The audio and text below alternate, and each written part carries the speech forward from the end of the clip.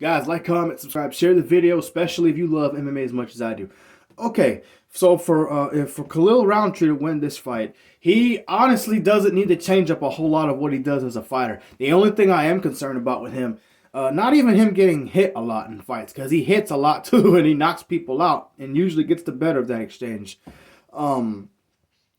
I say that's important because Hill talked about yesterday in his conference, and he's right. Roundtree be getting lit up a lot in his fights, but he be lighting up people too, and actually usually getting the better of it. I say that because a guy like Pereira, for example, not an example, it's reality. He holds the record for the world's most powerful punch. And Roundtree he ate up a lot of those and was actually getting the better of him for a while in that fight up until the championship rounds and late third round where he was just getting picked apart and just didn't have it to beat him. Like a lot of guys don't in a stand-up exchange. No shame in that. There's a chance Roundtree might be champion right now if he was fighting another great striker that was not Alex Pereira. So that's why I'm saying if he gets hit by somebody else, he might be okay. It's even in the later rounds. But in all seriousness, my only concern about Roundtree is his conditioning and his cardio. I talk about that because you see so many fighters over the years. Cain Velasquez, free Cain, by the way. Leon Edwards, people that have had fights, difficult fights in high altitude locations like Mexico City, Utah. Utah is where Roundtree lost to Pereira, and that was a big part of what hurt him in that fight, obviously. I don't know how well he prepared for it, but it's important to prepare for that.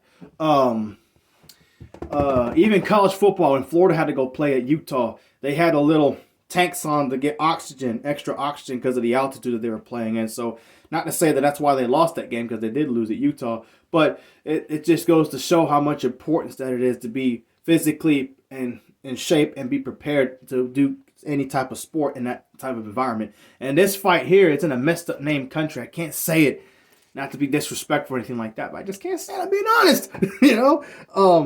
This fight is also in that location. So if Roundtree prepares properly for that, I think Hill can hit him all he wants. He'll probably make him bleed. I don't agree with Hill saying, Roundtree saying that he wasn't going to bleed. He probably will bleed in this fight. He gets hit too much.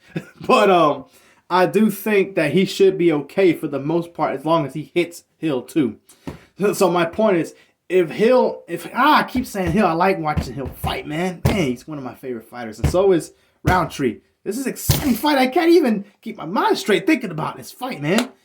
But if Roundtree wins this fight, he would have to continue doing what he does. Be in and out, keep them hands up, pop, pop, pop, pop Hill a few times, and just, I would say if he beats Hill, he would get him out within 2 rounds. I don't see why not, Roundtree hits hard. He's got a lot of finishes in his career. He's got a lot of UFC experience. And that Pereira fight, not so much just him as getting fans, but that fight was very important to him because now he can say he's been in a championship fight.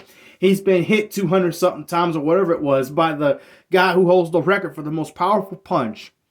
And he hurt that guy a lot of times. Again, think about it. If it wasn't Alex Pereira that night, what if it was Jamahal Hill? What if it was Yuri Prohaska? What if it was another elite level stand-up fighter in MMA that he was fighting that night? He might have won.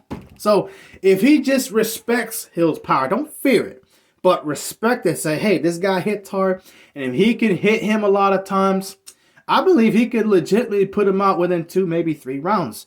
It's just him getting tired that I don't like. That was my concern. And the fact that that fight was in a high-altitude area, this fight is also in a high-altitude area. If he prepares for that, he shouldn't have any problems. Because he can get hit a lot, but I believe he would knock out Hill before Hill knocks him out or gets a TKO. That's just my opinion.